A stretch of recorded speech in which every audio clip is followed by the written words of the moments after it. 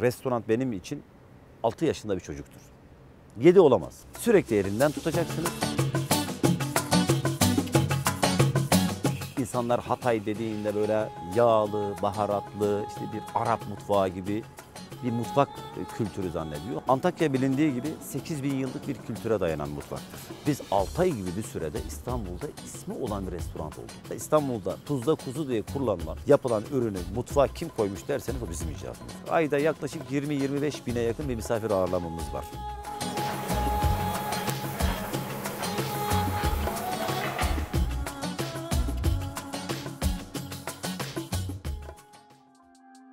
Doğum ve İstanbulluyum. Yaş olarak 51 yaşındayım. 11 yaşında sektör hayatımıza başladık. Kısmen Hatay, kısmen Karadeniz dediğimiz bölge. Kendim Eyüp Sultan doğumluyum. Orada doğduk, orada büyüdük. 9 yaşlarındayken Eyüp Sultan Camisi'nin önünde su satardım. Tabii o dönemlerde böyle su yoktu. Yani her yerden gittiniz su aldınız yok. Belirli bir musluklu içine buz koyarsınız. Alttan çeşmesi var. Onlarla beraber bardak su satılırdı.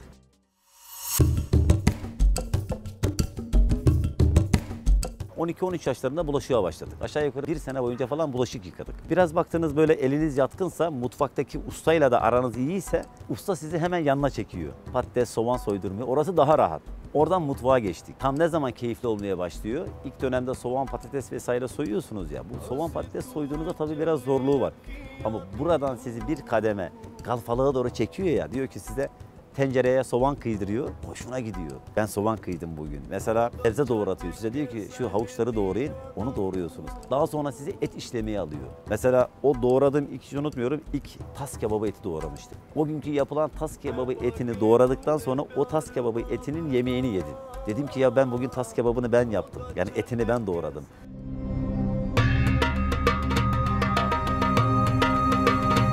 Mutfak sektöründen sonra işte böyle turizm hayatımız oldu. Turizm okuduk. Yerel sektöre çıktık. Yerel sektörde de garsonduk. Garsonluktan sonra sektörde şeflik yapmaya başladık. Salon şefliği. Askerlik hayatımız oldu.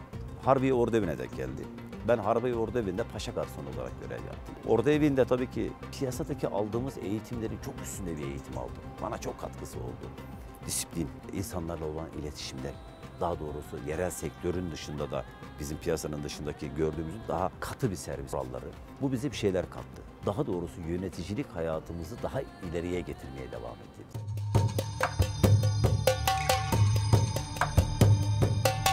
Sürekli araştırırdım mesela. Bir et nedir, kebap nedir, döner yiyoruz. Her gittiğim yerde yediğim mutlaka ürünün tarifini sormuşumdur. Döner lezzetli, evet buna ne kullandınız? Mesela işte yaptığı et ne yapmıştır? Bir kuzu şiş yapmıştır. Neden, niye bu kadar yumuşaktır? Bu konuya çok dikkat ederim. Mesela farklı bölgelere, daha Samsun'a mesela buradan ismini duymuşum. Diyorlar fırın kebabı var. Uçağa binmişim, gitmişim, yemişim. Farkı nedir? Tadını almak için.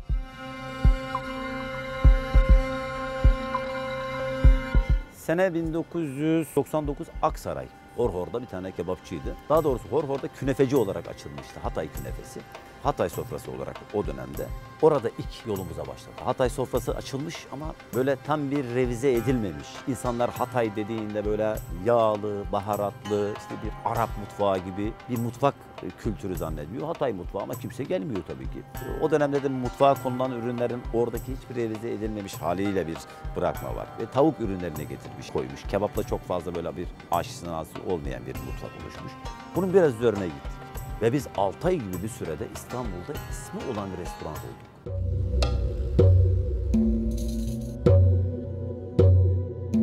İyi ustalar, hijyen ortamda kesinlikle ve pişiriciye geldiğinde ürün üretimden çıktı. Doğru bir ustanın pişirmesi gerekiyor. Piştikten sonra da sunum. Sunumda yaptığınızı doğru bir şekilde anlatmanız gerekir. Ben etin burasından bunu kullanıyorum. Kullandığım üründe bu vardır, içeriği budur. Misafire mutlaka anlatmalısın. Sizin anlattığınızı mutlaka misafir yanındaki 2 arkadaşına anlatacak. Ve o 2 arkadaş mutlaka onu denemeye gelecektir.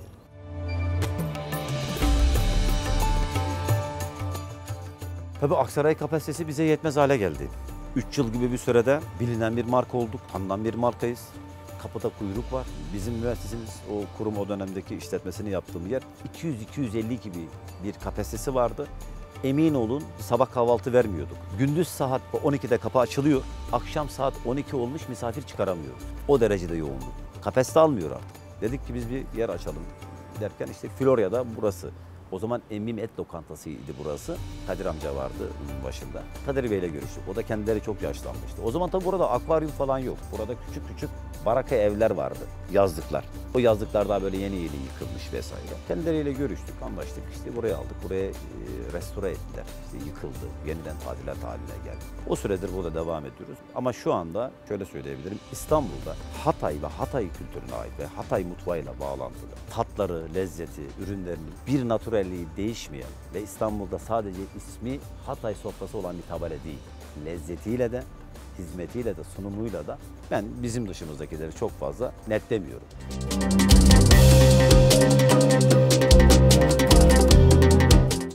Maalesef hangi bir mutfak, bu bizimle ilgili değil, bir Urfa mutfağı olabilir, bir Antep mutfağı da olabilir. Yani yöre mutfaklarından bahsediyorum. O isimle, o marka belli bir yere tuttuğunda yüzlerce bakıyorsunuz ki Antep sofrası oldu. Yüzlerce bakıyorsunuz ki Hatay sofrası oldu. Bakıyorsunuz yüzlerce efendime söyleyeyim Urfa sofrası oldu. Ama gerçek tadını, gerçekten o kültürü taşımış, o mutfağa getirmiş. Kaç tane var deseniz emin olun İstanbul'da parmakla göstersiniz 8-10 tane çıkmaz.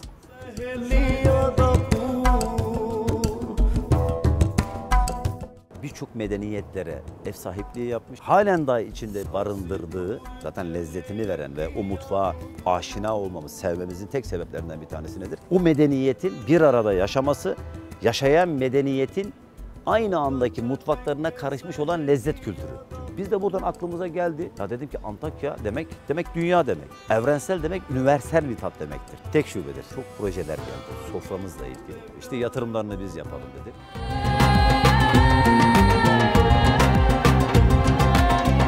Bizim mutfağımızın başka bir yere taşımak, farklı bir üretim yapıp da yani bir arada ürettiğiniz farklı yerlere taşıdığınızda o lezzeti taşıyamıyorsunuz. Menünüzde 100'e yakın farklı ürün var. Her ürün kendi içeriğinde farklı üretim istiyor. Zor bir mutfak olduğu için farklı ülkelerde mesela Katar'dan çok geldi, Suudi Arabistan'dan çok geldi, Almanya'dan geldi, Amerika'dan geldi büyük bir yatırım noktasında. Dedik ki biz oralara yetişemeyiz. Çünkü terfiye eleman bulmak Türkiye'de şu anda zor olmuşken oralara getirmemiz mümkün değil.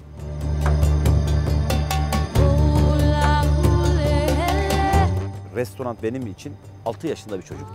7 olamaz. Sürekli elinden tutacaksınız. Onu elinden tutarak yürüyeceksiniz ya da sürekli gözlemleyeceksiniz. 6 yaşında düşebilir, her an düşebilir. Bıraktığınız dakikada sizin 20 yıllık bir birikiminizi emin olun 6 ayda yok edersiniz. Büyümesi çok zor, düşmesi, kaybolması çok hızlı olan bir sektör. Büyütmek de önemli değil. Onu büyüttükten sonra tutabilmek çok zor. O zirveye çıkardığınızda hem lezzetinizi, hem hizmetinizi, hem sürekli revize olan servis kültürünü de kendinize ayak uydurmak zorundasınız. Sunumlarınız, gelen misafirin bakış açısı burada önemlidir. Bunlara da ayak uyduracaksınız.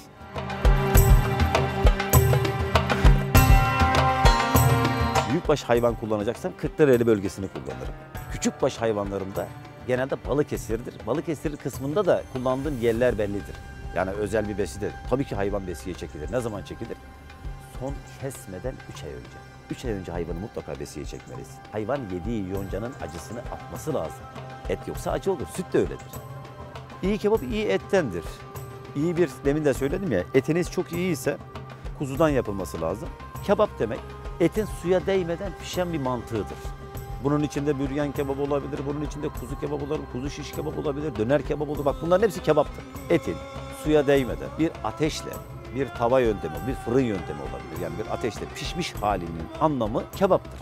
Suya değdiğinde işte artık yemeksel anlamına geliyor. Yani sulu yemekler anlamına geliyor.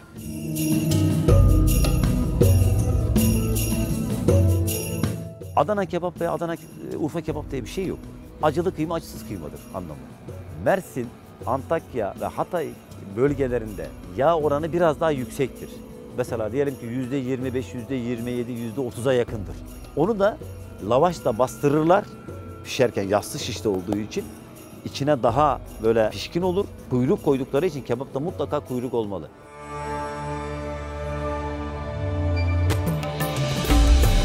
Kebaba kebap yapan, tat veren nedir biliyor musun? Gerçek bir çelik meşe dediğimiz meşe külü. Bu pahalıdır. İşçiliği farklıdır. Bunu kendin yaktıracaksınız. Birçok yerde bunları yağlarla söndürüyorlar. Yağla sönen bir şey ocağa koyduğunuzda kesinlikle farklı bir aroma verecektir. Bir meşe kömürünün aroma tadı kebabı koyduğunuzda hissetmelisiniz. Kullandığım kuzu 16-18 kiloyu asla geçmemeli. İyi bir kebap alacaksınız. İyi bir pişiricinin de elindeyse misafirin önüne getirdiğinizde işte kebap bu diye ve kebap dağılmalı.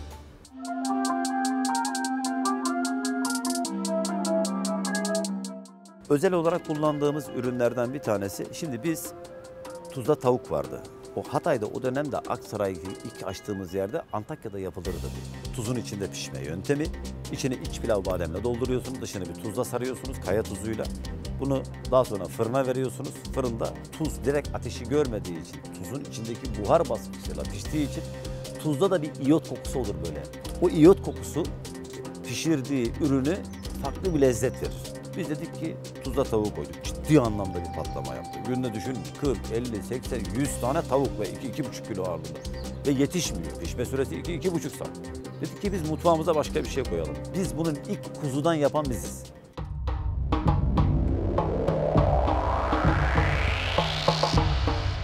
Kebapta zeytin kebabı dedim, her yer Adana kullanıyor. Fıstık kullanıyor.